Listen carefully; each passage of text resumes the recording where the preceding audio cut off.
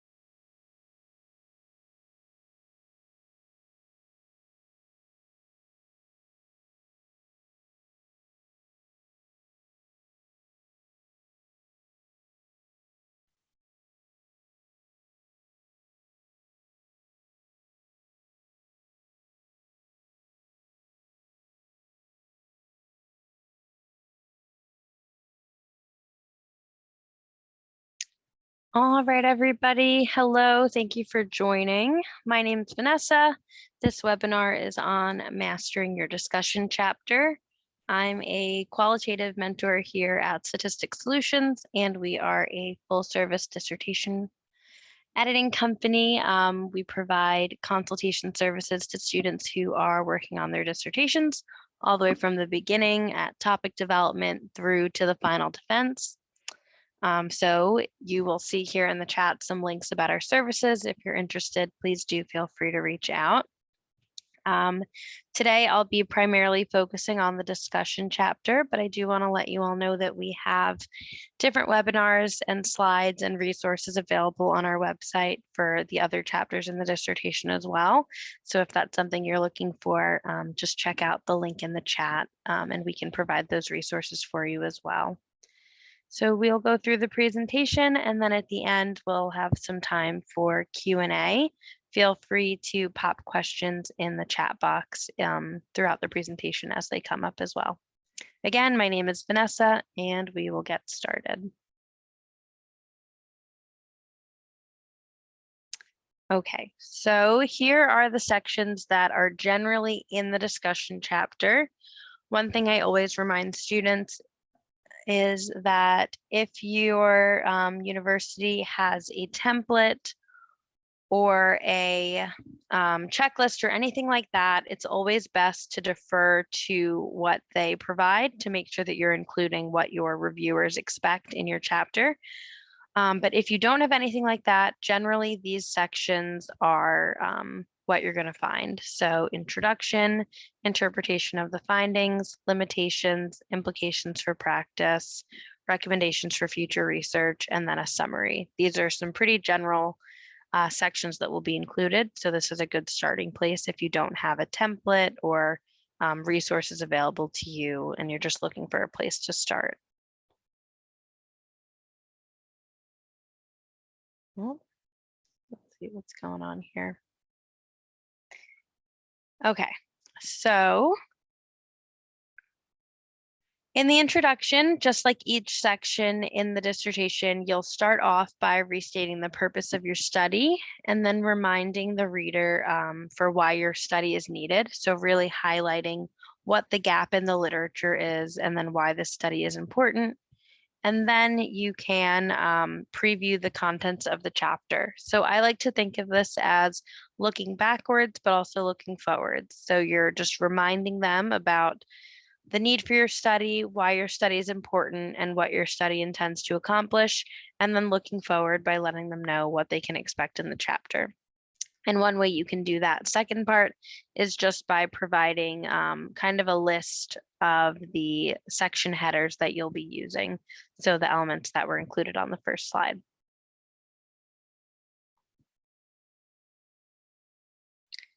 The interpretation of the findings is really the meat of the chapter. So throughout your paper, you will make conclusions based on the results that you found, and those will really stem from this interpretation that you lay out here. So it's important to make sure that you're building a strong foundation in this section here.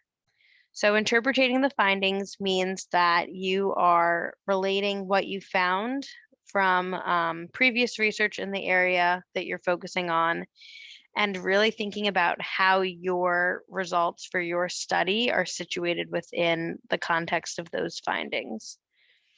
And then from that, making conclusions, thinking about your study in this larger context.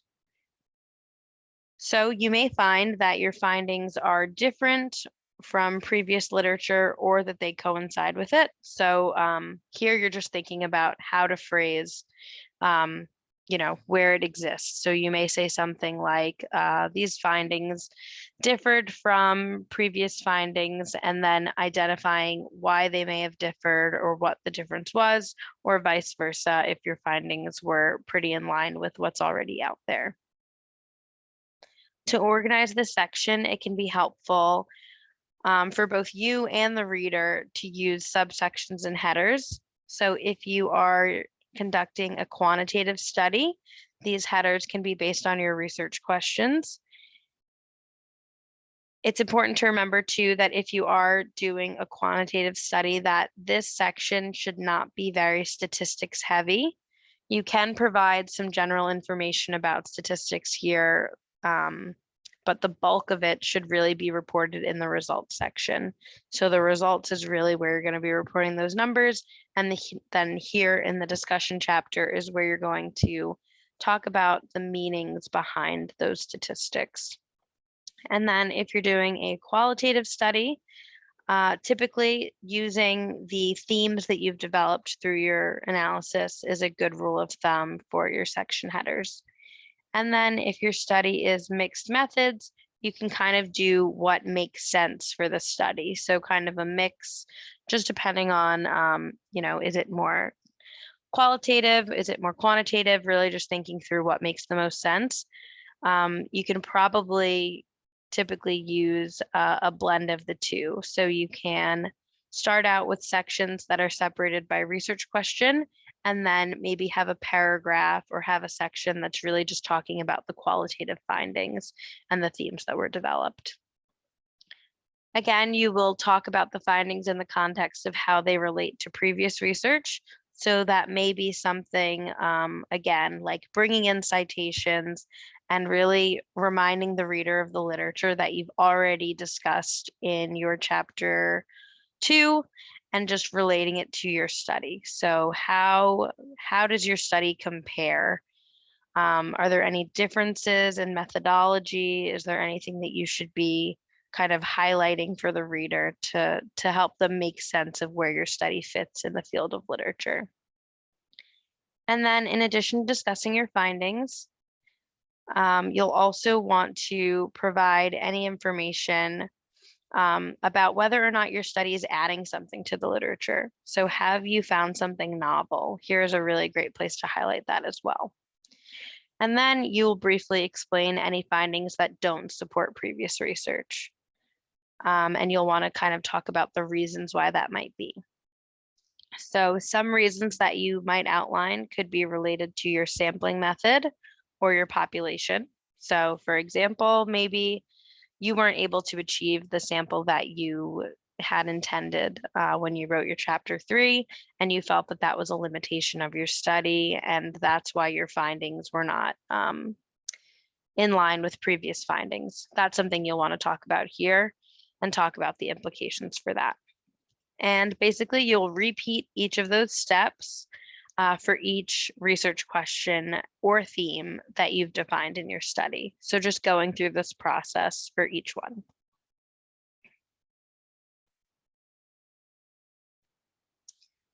The next section in the discussion chapter is going to be the limitations. So when you get to writing the limitations, I always recommend referring back to your proposal. More than likely, in your proposal, you outlined the limitations that you anticipated in your study. So it's definitely a good starting point to kind of generate some ideas or, just start thinking about what the limitations could be. One thing to note here is that the limitations should only be things that occurred that had the potential to change your results. So really thinking through, what is a limitation in my study versus what is a challenge. So some limitations that you might describe are things like not being able to access a particular data set, or again, using the limitation that I described before, not being able to achieve a particular sample size. Next, once you talk about these limitations, you'll want to talk about the generalizability of your results to a larger sample population if your study is quantitative. So usually if your study is quantitative and you had a sufficient number of participants, you have the chances that you can generalize your study are pretty well, especially if you use random sampling. So here you'll want to talk about that. If your sample was not sufficient and your study results are not generalizable, then you'll want to talk about that as well. So whatever the case is for your study, you'll just want to talk about how generalizable it is. And then if your study is qualitative, it's important here to note that the sample size for a qualitative study is expected to be smaller than a quantitative study. Usually in qualitative studies, you are interviewing people or maybe observing people, and it's typically a sample size of less than 20 that's expected. So here it's worth explaining to the reader that although your sample size is small, the nature of your study is not meant to generalize findings, but rather to really shed light and insight on a specific phenomenon that you're studying. So here you can draw that distinction for the reader to help them understand the generalizability of your study. And then the next section is the implications for practice. So this section and then the next one I'm going to talk about, recommendations for future research, are the places where you're going to talk about why your findings are important. So in the section before, you're really just discussing, kind of the context of your findings. So what are the limitations? How does it sit within the field of literature? Here you're going to talk about what it means for the real world. So if you are studying a particular population, like maybe you're doing a study on teachers, here you're going to talk about how your study relates to a teacher's day-to-day work life or the school's day-to-day workflow. How can your study be implemented or understood to really inform the policies or the procedures that are used by the population that you're studying? And these can be specific depending on the findings of your study. So you can really drill down kind of into your content expertise in your field. If you are someone who's in a nursing program, really thinking through what does your study mean for nurses that are in the field. This is kind of your time to shine and really show your knowledge about the field and think creatively about how your study contributes to the profession or the practice that you intend it to. Here you may also weave in the theory of your study. This is kind of a good place to do it if there's any obvious places where it seems to fit. Okay, and then the next section is going to be recommendations for further research. So again, why is your study important? And then how can it be modified in the future? So here you're going to explain to the reader how your findings contribute to future research. So what gaps have you identified just through conducting your study? Or what questions has your study generated that future researchers may want to pose? So these should be based on the findings, and they can also be based on the limitations.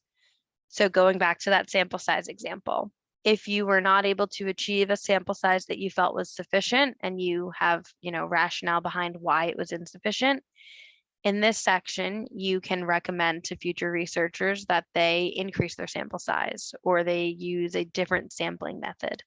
So here's where you can pull on those limitations and highlight areas where others can improve your study design. Another example could be if you used a particular design. So maybe if you had a qualitative study and you were doing a case study, and maybe you feel that a multiple case study design would be more appropriate to really drill down into the study. This is where you can flag that for the reader and recommend that practice in the next iteration of your study.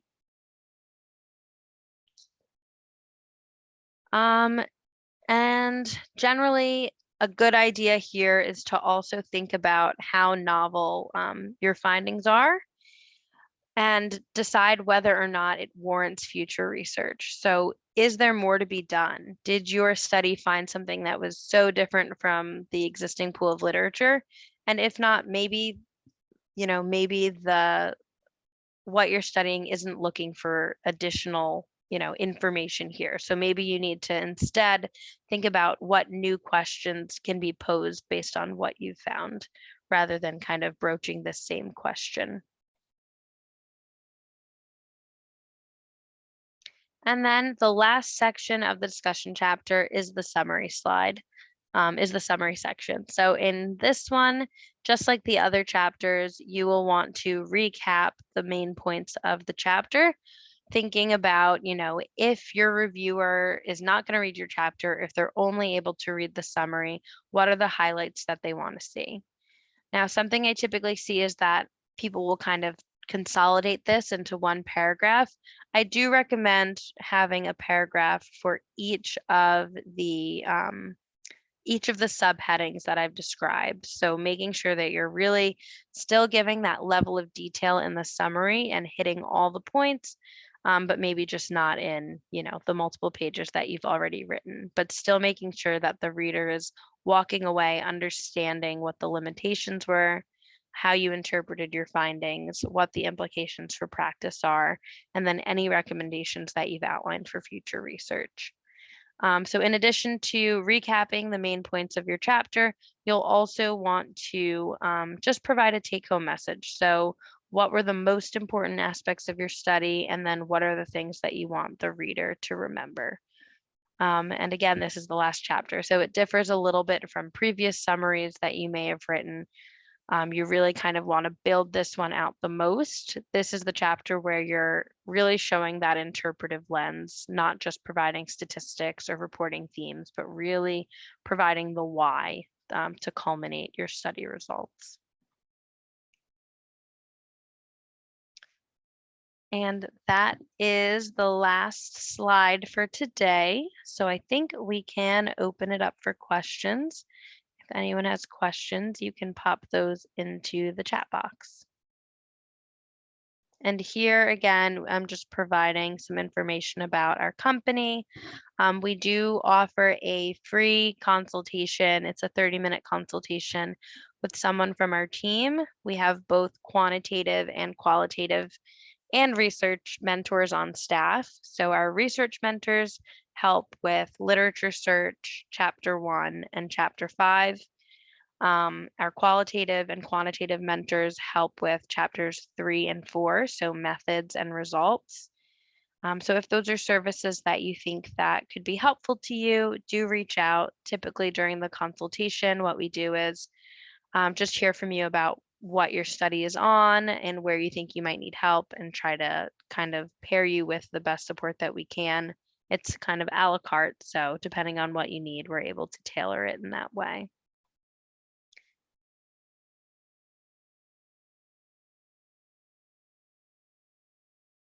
Okay, let's see what we've got in the chat. So you guys will notice that Sierra's posted some links in the chat.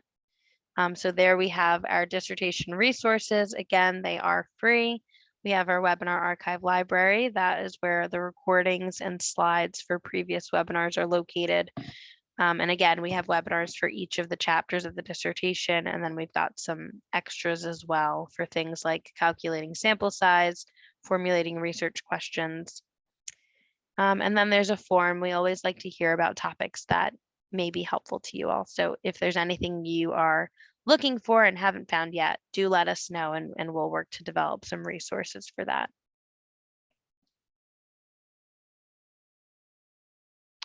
Okay, I see we have a question about formatting the chapter for a quantitative study. No, there won't be any different formatting. The only thing I'll flag for you is that when you are writing the section on the interpretation of your findings, you can do that by research question. So since your study is quantitative, you don't really need to, well, you won't develop themes at all. So I recommend listing out your interpretation divided by research question. It'll just help your reader kind of understand the answer for each of them.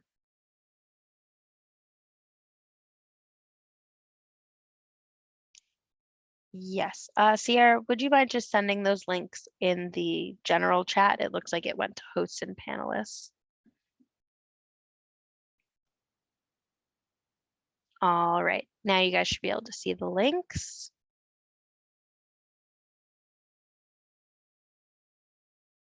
That's okay. I do the same thing. Okay. And I see a question. Does your company offer copy editing services? Yes, we do offer formatting and also APA editing as well. And that's something that if you're interested in, Janine can talk about that during the initial consultation too.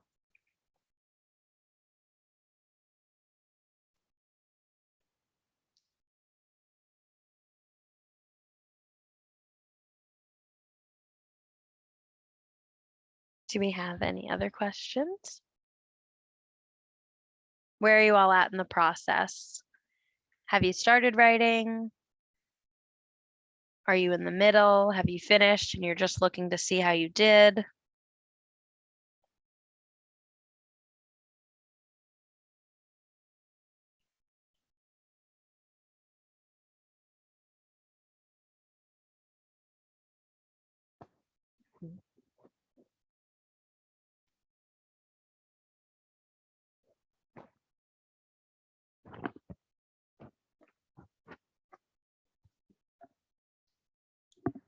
Okay, so we've got a pretty good mix.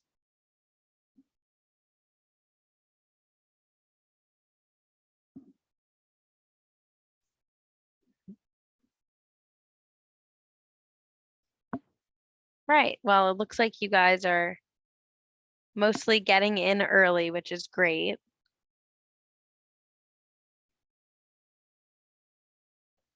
Yes, the slides will be posted on our website, and then you'll also receive a copy of them. And I see some of you are working on like chapters 2, 3. We have slides for those on the website as well.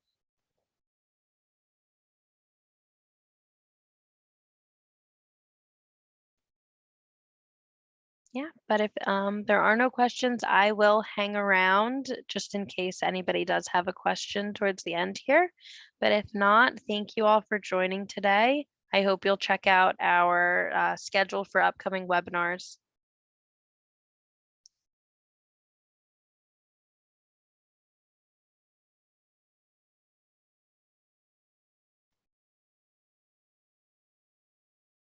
Thank you for joining.